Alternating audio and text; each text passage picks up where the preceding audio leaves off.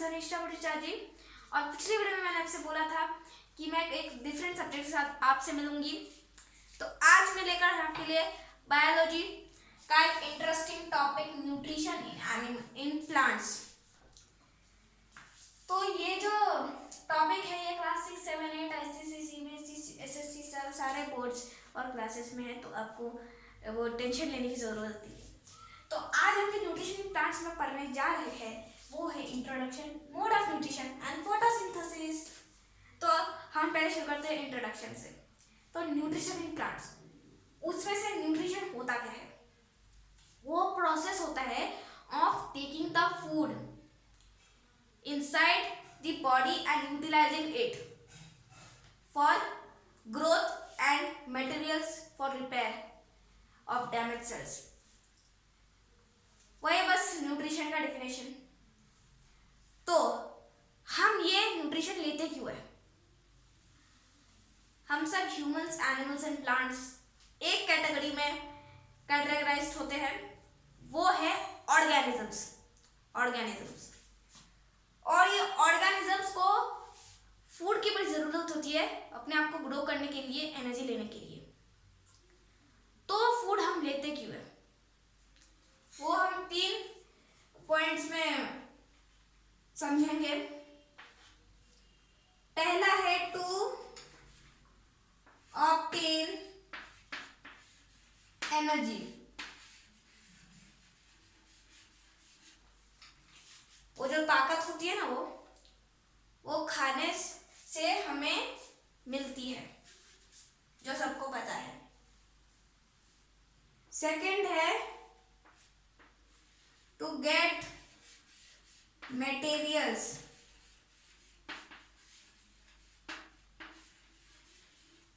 For growth.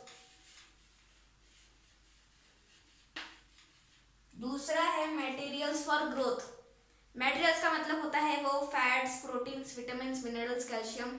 वही calcium दूध में होता है, प्रोटीन्स खाने में होते हैं, वही उसी को हम मटेरियल्स करके डिस्क्राइब कर रहे हैं।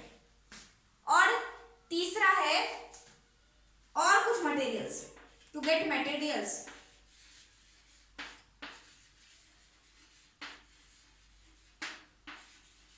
For repair of damaged cells। तो डैमेज सेल्स आपको समझ में नहीं आएगा।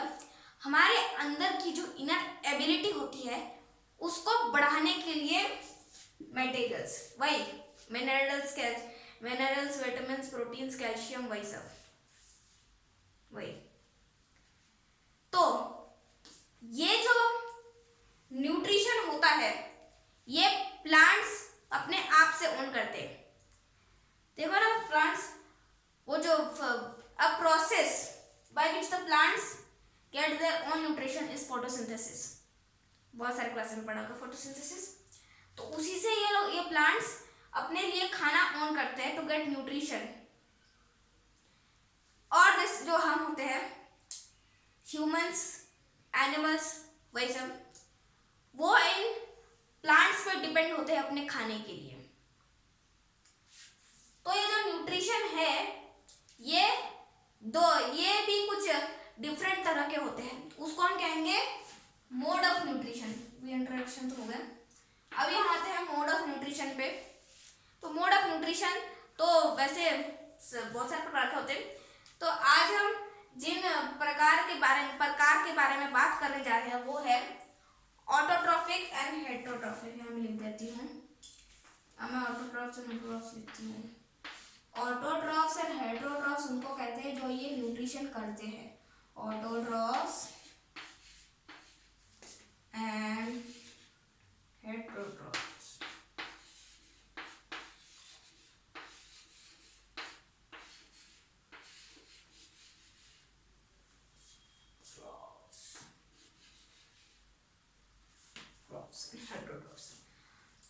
तो पहले तो हम बात करते हैं ऑटोट्रॉफ्स की। ऑटोट्रॉफ्स होते हैं प्लांट्स, वही जो मैंने आपको इंट्रोडक्शन पार्ट में बताया था, प्लांट्स अपना खाना खुद ओन करते हैं, अपना खाना खुद बनाते हैं bye the process of photosynthesis से। सो ये ऑटोट्रॉफ का डेफिनेशन जो है वो हम ऐसे कह सकते हैं कि the living organisms which can make their own food with carbon dioxide water in the presence of chlorophyll and sunlight. इसमें आपको फोटोसिंथेसिस की डेफिनेशन भी मिल सकती है। तो ये ऑटोट्रॉफिक मोड ऑफ न्यूट्रिशन का डेफिनेशन सिंपल वर्ड्स में है, the living organisms which can obtain food by the process of photosynthesis, ऐसा समझ सकते हैं इनको। और इनका एग्जाम्पल तो बड़ा ही आसान, आप सबको पता होगा, वो है ग्रीन प्लांट्स। ग्रीन प्लांट्स जो होते हैं वो फोटोसिंथेसिस, ये जो प्रोसेस है, इनको अंजाम देते हैं।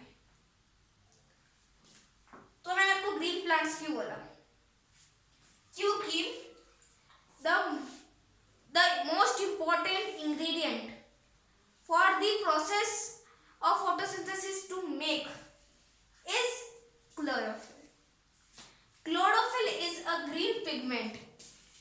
ये chlorophyll एक green pigment होता है जो plants को वो कलर देता है, ग्रीन कलर। तो मैं यहाँ chlorophyll लिख देती हूँ।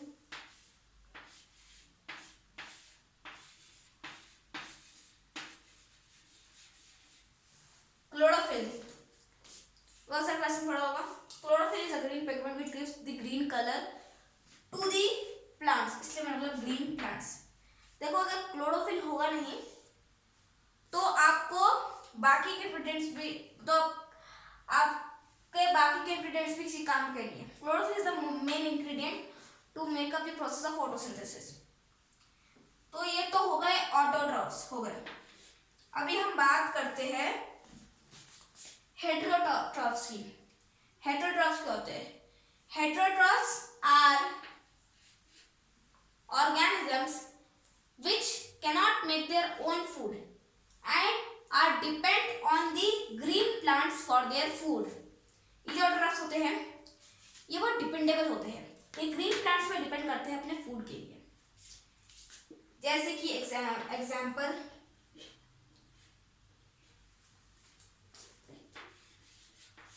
ह्यूमंस, जी हाँ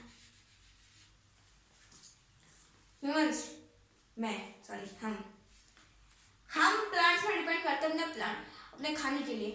मतलब वो वाला नहीं कि घर में पका के खा लिया, वो बना के वो नहीं, वो होता इंडिपेंडेंट। वो जिस चीज से आप वो खाना बनाते हो वो तो आप उगा नहीं सकते ना। मतलब वो वैसे भी नहीं, बीज ऐसे प्लांट कर दिया और पानी दे दिया, ये दे दिया, वो दे दिया, उगा लिया। वो बीज उग के प्लांट ही तो बनता है, और प्लांट ही तो वो वेजिटेबल्स पसंद देता है जिससे आप खाना बनाते हो। तो वो तो आप कर नहीं सकते, इसलिए आप डिपेंडेंट हो प्लांट्स पे, क्योंकि प्लांट से तो वो बीज से प्लांट बन के वो वेजिटेबल देता है आपको भाई। और एनिमल्स,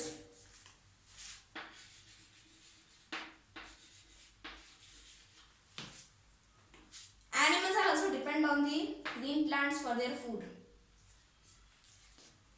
तो ये जो ह्यूमंस और एनिमल्स होते हैं वैसे तो कोई फर्क रहा नहीं है आजकल। तो मैं बता रही हूँ humans and animals are the examples of heterotrophs which are depend on green plants. और इनको हम नॉन ग्रीन प्लांट्स भी कहेंगे, ठीक है ना। तो प्लांट है ना ग्रीन है। तो वही शेर, सिकंदर, चीता, बंदर सब हेटेरोट्रॉफ्स होते हैं।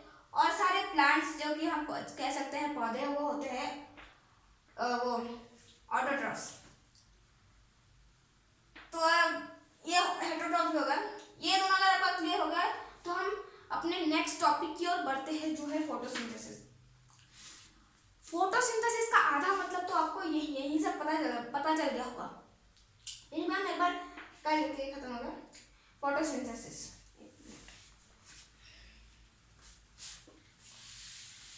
तो ये जो फोटोसिंथेसिस होता है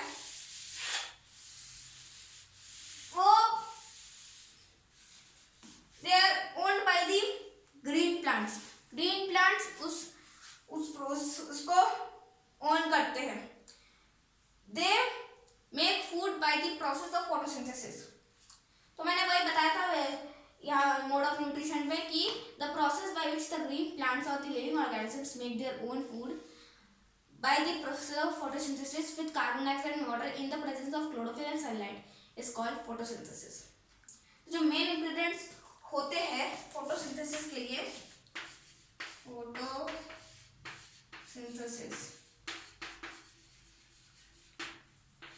वो होता है पहले तो CO2 carbon dioxide, next is H2O, जगह बचाने के लिए CO2 H2O लिख ली, ठीक है। CO2 H2O carbon dioxide water, CO2 H2O होता है, फिर होता है सनलाइट, मतलब सोलर एनर्जी, तभी सनलाइट लिखूंगी, सनलाइट सोलर एनर्जी। और the most important ingredient is chlorophyll।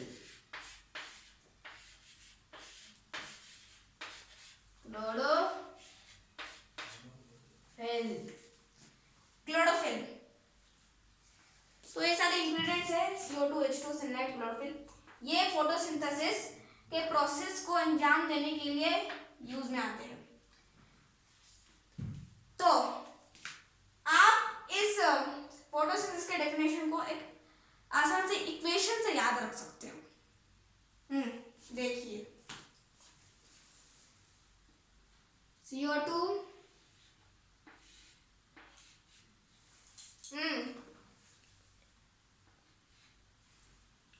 मैं कार्बन डाइऑक्साइड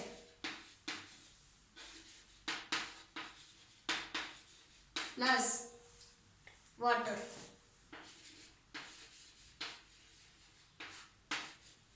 अरे ऐसे कैसे लिख देंगे, दो चीजें लगती है ना, विथ सनलाइट एंड क्लोरोफिल। और लिखेंगे जो चीजें ऑब्टेन होती है इस प्रोसेस से, वो ग्लूकोज मतलब वो फूड होता है, और ऑक्सीजन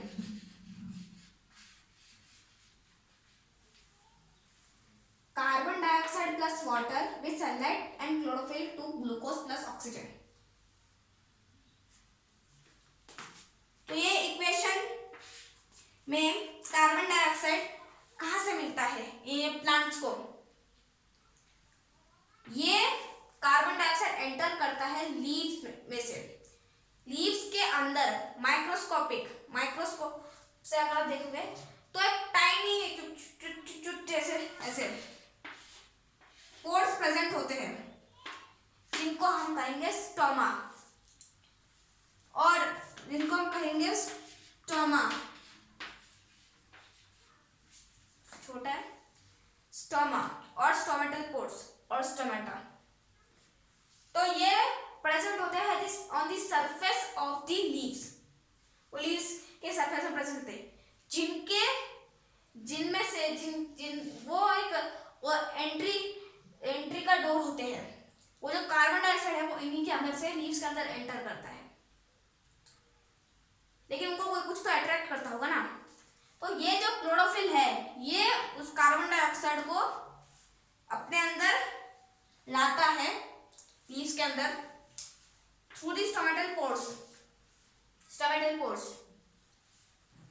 कार्बन डाइऑक्साइड। तो हम ले ये कार्बन डाइऑक्साइड होता तो वो एयर में है ना, एयर से अंदर होता है, तो हम इसको यहाँ पर लिख देंगे फ्रॉम एयर। कार्बन डाइऑक्साइड हमको एयर से मिलती है। The chlorophyll attracts the carbon dioxide and it enters the leaves through the stomatal pores or stomata। और अभी है वाटर, तो वाटर कहाँ से मिलता है, वाटर हमको मिलता है सॉइल से। अभी प्लांट्स को हम लिविंग ऑर्गेनिजम्स कहते हैं, पर वो इंसानों की तरह से चल फिर थोड़ी सकते हैं, तो ये वाटर को प्रोवाइड कौन करता है, ये वाटर प्रोवाइड करता उनका सॉइल, वो प्लांट का जो सॉइल होता है वो इनको वाटर प्रोवाइड करता है। सॉइल में फ्रॉम सॉइल में जो वाटर होता है वो सॉइल में जो वाटर होता है वो ये प्लांट का जो अंदर होता है ना रूट सिस्टम, रूट, वो सॉइल रूट अब्सॉर्ब कर लेता है और से अंदर से वो लीव्स का जो स्टेम होता है वो स्टेम के अंदर से वो अब्सॉर्ब करके वो ऊपर ले जाता है स्टेम के अंदर से और फिर वो लीव्स में चला जाता है। तो अंदर टाइप का मैकेनिज्म जो मैं आपको बताती हूँ उसको हम कहते हैं, जिस जगह से वो पानी रूट्स के मदद से ऊपर जाता है, जिस चीज से वो लीव्स तक पहुंचता है उसको हम कहेंगे जाइलम वेसल्स। जाइलम वेसल्स वो एक इंटरकनेक्टेड पाइप्स होते हैं जो रूट से पानी को लेता है और फिर उनको लीव्स में जाकर ट्रांसपोर्ट कर देता है। तो pipe like vessels which transport the water from the roots to the leaves for the process of photosynthesis। तो xylem vessels वो स्टेम के अंदर होता है जो पानी को रूट से लीव्स तक पहुंचाता है। तो आपको ये चीज समझ गया कि वाटर कहाँ से मिलता है आपको और वो कैसे ट्रांसपोर्ट होता है ये जाइलम से। और ये दोनों तो हो गया। तो अभी जब कार्बन डाइऑक्साइड भी एक क्लोरोफिल ने दे दिया, वाटर दे दिया, तो ये सनलाइट कहाँ कैसे आता है? सनलाइट इसे पढ़ने से कुछ नहीं होता है। वो जो क्लोरोफिल होता है इसमें भी क्लोरोफिल का ही हाथ होता है। तो क्लोरोफिल जो है वो सनलाइट को अब्सॉर्ब करता है, वो भी सनलाइट को अब्सॉर्ब करता है अपने अंदर और वो भी ऐसे स्टोमा से ही आता है।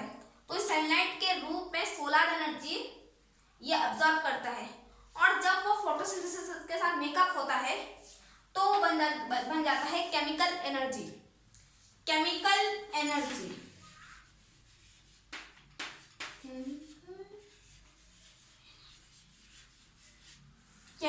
Solar energy turns up to chemical energy during the process of photosynthesis. तो जब वो एनिमल्स होते हैं काउ बफेलो जो ग्रास खाते हैं, तो उस grass in the form of grass उनको केमिकल एनर्जी मिलती, उनको सोलर एनर्जी मिलती है in the form of chemical energy present in the grass due to the process of photosynthesis. समझ में आया? तो ये अभी आपको शायद समझ में, ये भी समझ में आएगा कि क्लोरोफिल का कितना बड़ा डोनेशन है in the two make up the process of photosynthesis. ये सनलाइट लाता है, ये कार्बन डाइऑक्साइड लाता है, रूट्स वाटर लाते हैं और इन सब का मिक्स, ये सब जब कंबाइन होते हैं तो ये दो प्रोडक्ट्स बाय प्रोडक्ट्स पैदा करते हैं। वो है glucose and oxygen. Glucose and oxygen पैदा। तो ग्लूकोज को हम क्या कहेंगे? फूड। ग्लूकोज वो ग्रीन प्लांट्स में होता है, तो ये तो एनिमल्स के काम आता है, वो उनको खाते हैं, उनको एनर्जी मिलती है। Materials for growth, material for repair of damage cells, वो सब मिलता है। और लोग ऑक्सीजन, हम जो कहते थे ना कि प्लांट्स को कि वो पौधों को मत काटो, वो हमको पर्यावरण संतुलित करने के लिए ऑक्सीजन देता है। अगर प्लांट्स नहीं रहेंगे तो हमारी जिंदगी नहीं रहेगी, क्योंकि वही हमें ऑक्सीजन ऑब्टेन कराते हैं। वो अपने फोटोसिंथेसिस के प्रोसेस से ऑक्सीजन भी ऑब्टेन करते हैं जो हम अपने अंदर लेते हैं और जिंदा रहते हैं। तो देखो ये वाला फंडा है। देखो हम ह्यूमंस ऑक्सीजन अंदर लेते हैं और कार्बन डाइऑक्साइड बाहर छोड़ते हैं, और ये प्लांट्स कार्बन डाइऑक्साइड अंदर लेते हैं स्टोमेटल पोर से और ऑक्सीजन बाहर छोड़ते हैं। तो ये मैकेनिज्म है कहाँ से हमें ये ऑक्सीजन मिलता है। तो इन प्लांट्स के लिए की वजह से ना हम जिंदा है, तो इनको मत काटना प्लीज।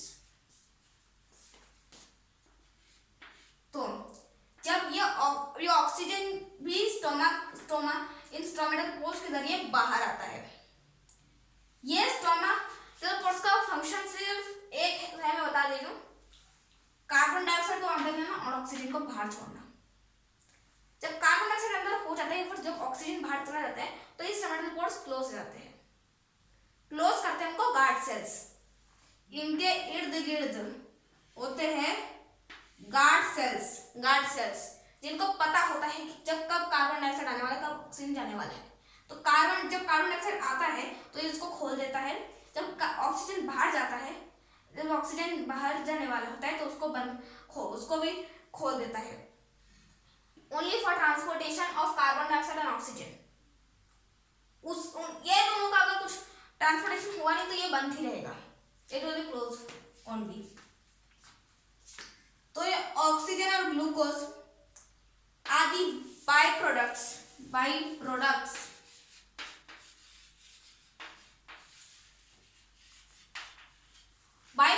Of photosynthesis.